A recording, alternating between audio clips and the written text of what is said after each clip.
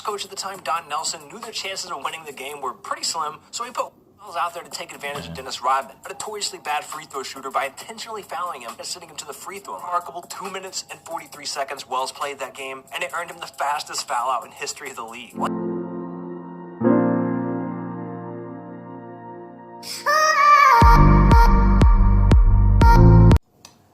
Hey, what's good? It's your boy Walker Reaction, and today I'm back with another video for you guys. Like literally, I'm back with another video.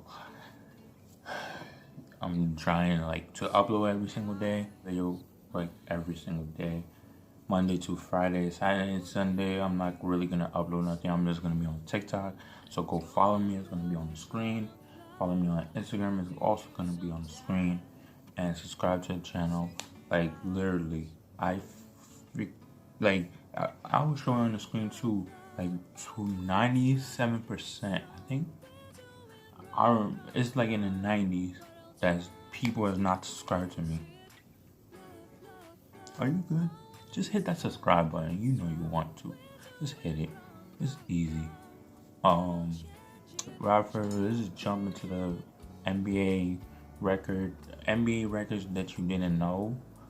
This is from Rebound Central, but I never watched this one, so I just wanted to react with you guys. Okay, so remember, now we all know about legendary NBA records like Wilt Chamberlain scoring 100 points in a game. These are NBA records that you didn't know exist. Now, definitely a legend of the past, Tim Hardaway, the father of current NBA player Tim Hardaway Jr., was most known for his scoring, dribbling, and overall playmaking abilities, as he averaged a solid nearly 18 points and 8 assists per game throughout his career. Playing for multiple organizations, he was definitely a solid player, but you might not know the embarrassing record that he still holds today. In 1991, Tim Hardaway would attempt the most field goals ever in a game without a make. He went 0 from 17 from the field, and somehow his Warriors still won the game. But don't get it twisted. Hardaway was a great player. He almost always shot the ball well. He was the second fastest player ever to 5,000 points and 2,500 assists when he did it in his 4th season. And he's still the franchise leader in 3 points made for the Miami Heat. But besides all that, he still managed to have a game worth forgetting about, but probably never will because it's such a record-breaking performance. It takes no doubt a special kind of player to miss 17 shots without making a single one. But fortunately for him, his Warriors teammate Chris Mullin put up 36 points that night and led the Warriors to a victory.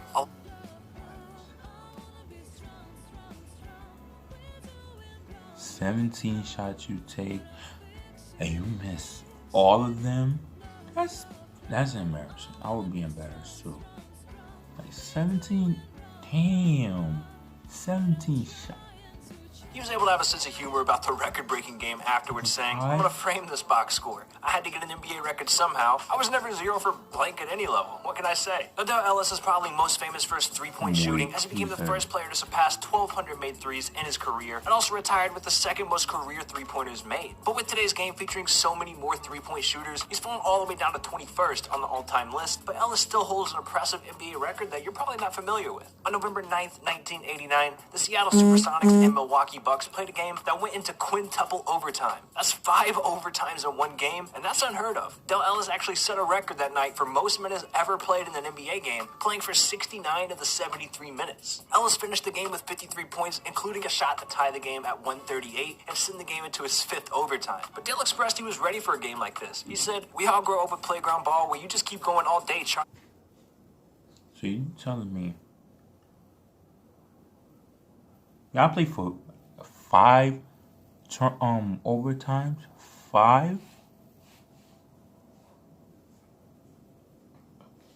What? 5 overtimes, guys. Think about it. 5 overtime. That means the fans are getting tired. Fans want to go home. Stuff like that. But 5? I'm just 5 minutes. And he plays 69 of the 73 minutes. And you saw his pictures. He was sweating, but he was tired. But he had to do what he gotta do. to lose because you sit down and wait. In the NBA, your body generally knows what to expect, but this was like being a kid on the playground. Just keep going until you drop. Despite a performance of a lifetime, Ellis and the Sonics still lost to the Bucks that night, and he talked about how he felt throughout the game, saying, "It was so exhausting. Near the end of a later overtime, I stole the ball at half court, had a clear path to the basket. I figured out a layup to steal the game, but Alvin Robertson chased me down and blocked the shot from behind. His legs were still a little fresher than mine. I was running in mud." The next day, Sonics actually canceled their shoot-around, and Ellis admitted to sleeping all day. But the day after, he had to guard Michael Jordan, and he put up another 30 points. Now with the NBA Yes. Didn't I just said that.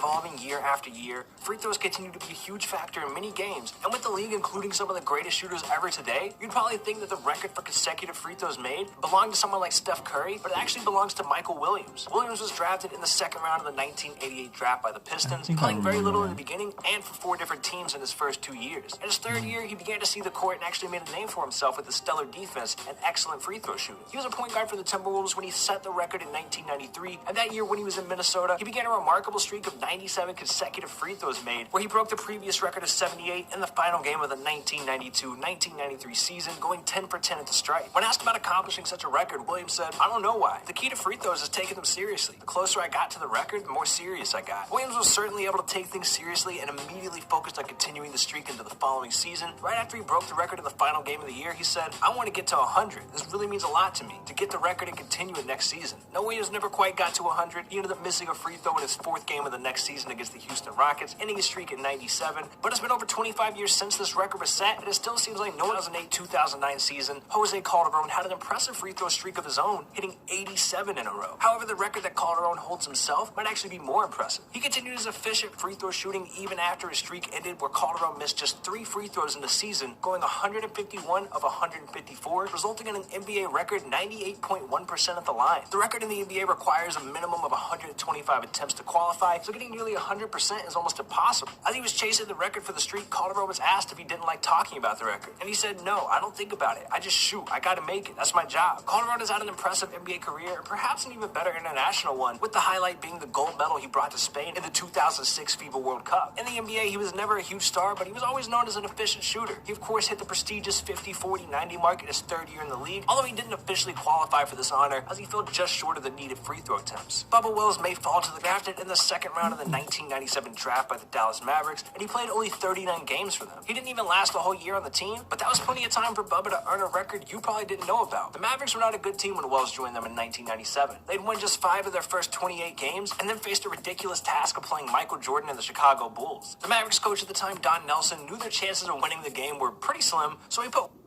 Wells out there to take advantage of Dennis Rodman, a notoriously bad free throw shooter, by intentionally fouling him and sending him to the free throw. This sent Wells into the game for the sole purpose of fouling, and it earned Wells a record that's sure to stay safe forever. A truly remarkable 2 minutes and 43 seconds Wells played that game, and it earned him the fastest foul out in history of the league. While he didn't foul out until late in the 3rd quarter, the bad news surrounding this is that Rodman hit 9 of the 12 free throws that night, which was significantly better than his season average of 58%, and the Bulls inevitably won that game. Probably one of the most